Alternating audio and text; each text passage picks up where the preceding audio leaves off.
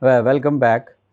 I'll now talk about the different cultural flows and their types. The two important ideas I would like to discuss and share with you. The first one was presented by George Ritzer in 1996 or 95. I don't remember the year. He wrote the book The McDonaldization of Society.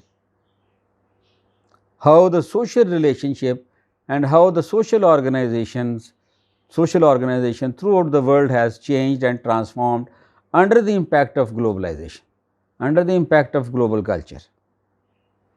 And secondly, I will talk about Arjun Upadhyay's concept of landscapes.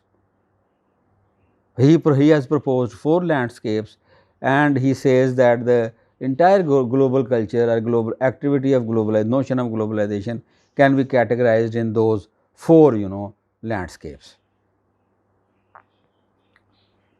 Now, according to Ritzer, society has become McDonaldized. The social relationship has been undergoing McDonaldization. And by McDonaldization of the society, he means that there are five important dimensions or attributes and characteristics which describe the outlook of the emerging human societies. Just like when you enter into the McDonald's, you find you order and you get what you want. You find a finished product in a very short time, and wherever you go in the world, you can order that. If you like, beef burger, you can find beef burger in Delhi, in New York, in Tokyo, in Seoul, in Beijing, in Lahore. It doesn't matter where you are, you can find the same product. So, the number one important aspect of McDonaldization of society or process of McDonaldization is the concept of efficiency, that things are being done in a very efficient way. It is very important that time saving takes place, and in a very shorter span of time a lot of things are done. Then, like the McDonald's, the quantity, there is more emphasis on the quantity instead of quality. There is emphasis on quantity, you see. Then there is emphasis on calculability. In the social, people calculate which relationship is more beneficial, which relationship is more effective. Then there is a emphasis on transactionality, how you can transact and exchange in the given social relationship, in the how the societies have become transactional, they have become calculative, they have become they emphasize on quantity, they emphasize on efficiency, and then they have no the social relationship have become formless, amorphous, rather isomorphic. You will find the same. I mean, if you go to a call center, you don't find, you cannot identify a person. All you find is are the customer services executives. They are sitting and attending, responding to the needs and queries of the people. So, McDonaldization of society means that you have to be efficient, you got to be calculative, you got to be in a you got to measure your actions, you got to be able to transact effectively, and you got to be making money and profit. So, that is the idea of the McDonaldization of society. Now, according to Upadhyay, Arjun Upadhyay is another sociologist, who he has also written a book and he has given the idea of landscapes. He says that global culture is manifested in four scapes: the technoscapes, the finance scapes, the culture scapes, and the idea scapes. I mean, the flows, the global flows, are taking place in one of these scapes. I mean, technoscapes, the example of technoscape is internet, is the mobile phone. This mobile phone is the example of technoscape. Everywhere you will find similar gadgets in the world, similar kind of accessibility. Internet is a technoscape. What it does, that it regulates the free flow of information, free flow of knowledge, free flow of communication.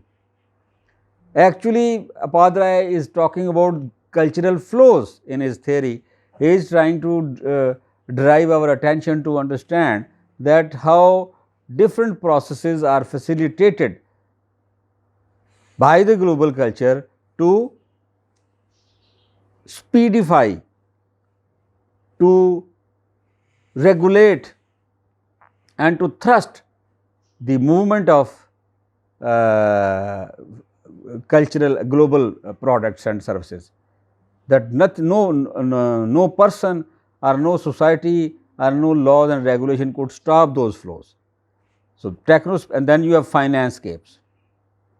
Throughout the world you find stock exchanges, you find hedge funds, you find investors, foreign direct investors. This regulates the financial flow,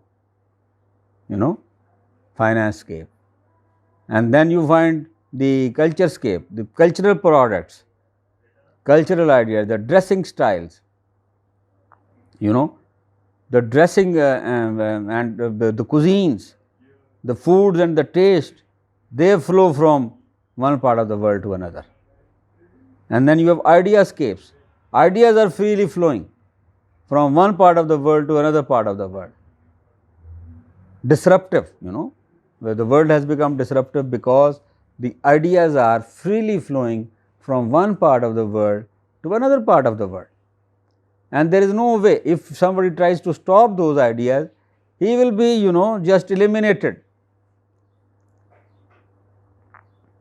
So, cultural flows, they emphasize the similarly you see, if ideas are coming from the north, global north to the global south, certain ideas from global south are going to the global north. If paganism and atheism and materialism is coming from the global north to the global south, so called marketed religion and marketed spirituality is going from the global south to the global north. From India, Hindu gurus, they are selling yoga and they are selling meditation and they are selling Krishna consciousness on the internet. The Muslim, the mullahs are selling, the Islamic spirituality, Islamic ethical systems and Islamic behavioral practices on the internet. You will find a lot of mullahs, I do not want to name anyone, and you find a lot of organizations who, who are well organized, financially well knit. I mean, you do not go on doing the work of Islamic evangelism on your own, that when you do not have a financial backing. They have huge funds, these organizations, and they operate globally, and they claim to be the muballigheens of Islam. So, ideas from the north and from the south, global south, are moving towards religious ideas, are being marketed from the global south.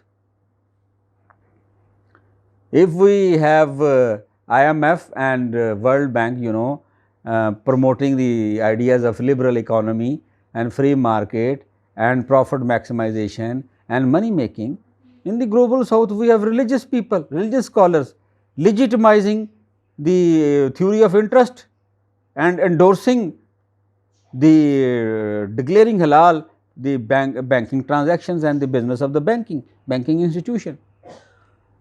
which in reality, in practice, if you look at the teachings of the Quran and the teachings of the Prophet Muhammad, interest driven, interest infested financial dealings, financial products are forbidden. But certain mullahs, they have legitimized the interest driven economy of the banks, and they have labeled it Islamic banking. Simply, they have put the label of Islamic on it. It's like, selling the alcohol. You are selling alcohol just by putting a label, Islamic label. This is Islamic alcohol. So, this is how they are selling interest driven economy to the world, and not only countries of the south, they invest into the financial products of these so called Islamic banks.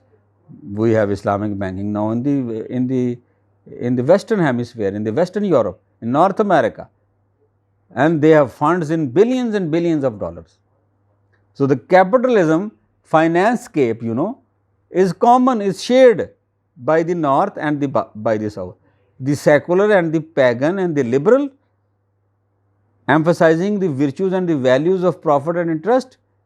At the same time, the religious mullah in the south is and the religious Hindu guru, is propagating and promoting the values of profit and money making and capitalism in the south. You see, this is a Padrai's idea, finance scape. They have similar practices, but with different labels. The inner core is the same.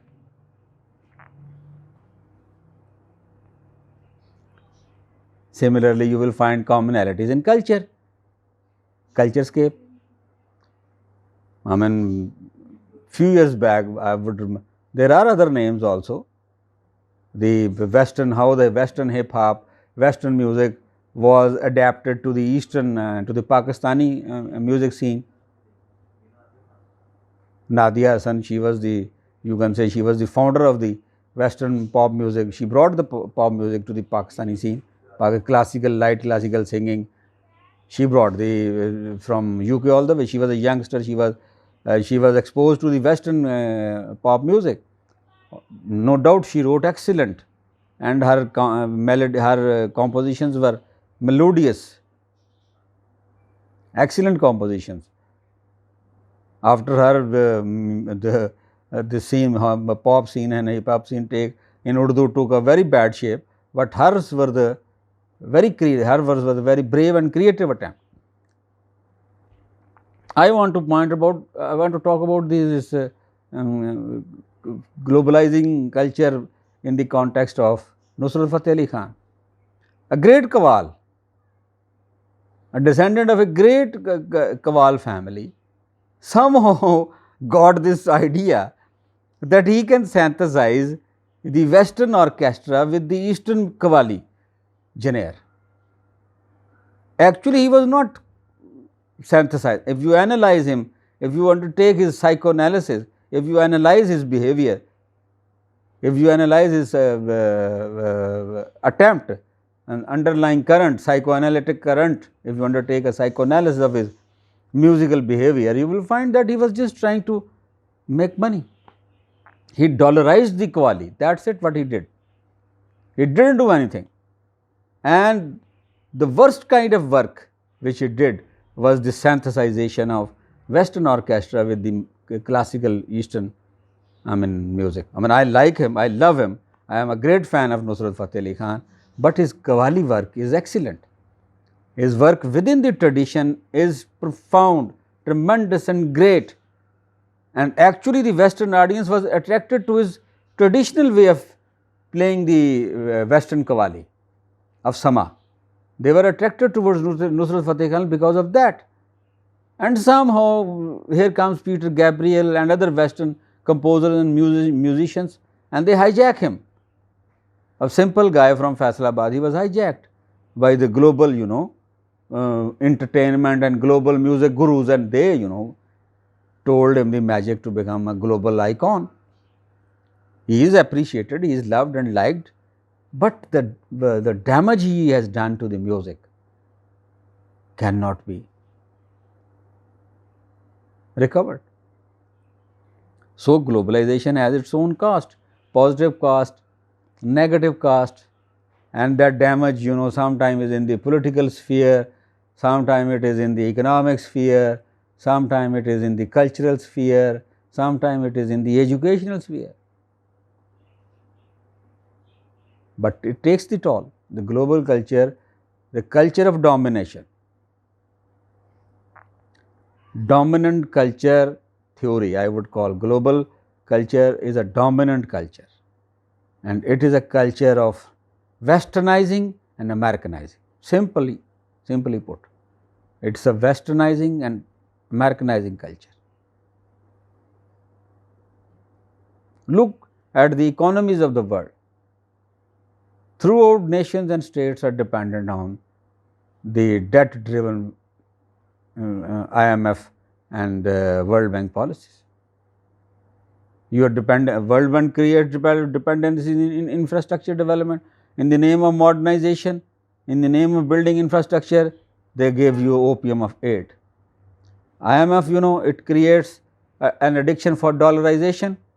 You open up, you remove the regulations, you lose the state control, you destroy the public sector, bring in the private businessmen, bring in the entrepreneurs, bring in the foreign investors, and let them run your economy. And there you go addicted, your economy gets addicted to the foreign injectables, and then you cannot perform. You are dependent, they will feed you on certain types of things, they will give you and they will take away much of you. So, the dominant culture, Western and American, is shaping the economy, the politics, the religion, the markets, the education. I mean, look at the educational system of developing countries, particularly South, global South. What is being taught? In the global North, curricula and narratives are generated and produced in the social sciences, in the natural sciences, in the engineering and the technology field, and then they are blindly imitated and followed by the global South, without any regard and without any, you know, respect to the local traditions, to the local worldviews, to the local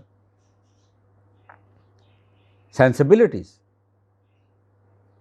Ideas, social ideas are taught, psychological ideas are taught, economic ideas are, which are not in consonance, which do not resonate with the spirit of the societies in the South, but they are taught, and people are trained and fashioned.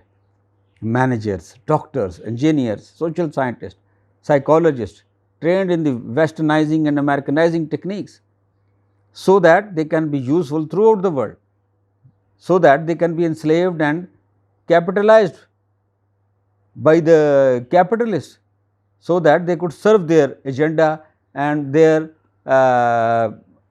they can serve their agenda and their, you know, worldview. So,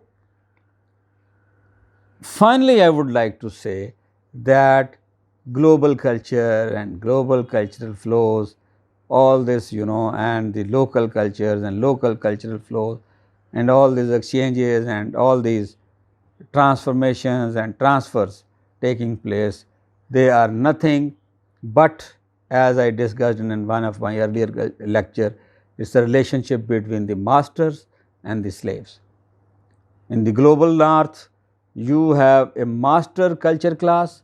In the global South, you have a slave culture class, to use the Aristotelian metaphor from politics, that human societies are naturally based on a master-slave relationship. Those who hold the authority, those who hold the power, those who hold access to knowledge and information.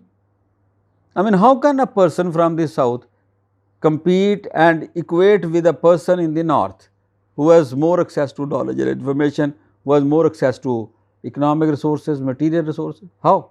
It is not possible. Not in 100 years or in a millennium. Only if this system is shaken and if this system is changed and if this system is shattered, can different societies and different cultures can live honorably. Otherwise, they will remain dependent, they will remain slaves, they will remain parasites to the master class, to the global north, the global south. They cannot come out of their patronage, they cannot come out of their dominance. So, that is all I have to say about the global cultural flows. Thank you very much. See you next time.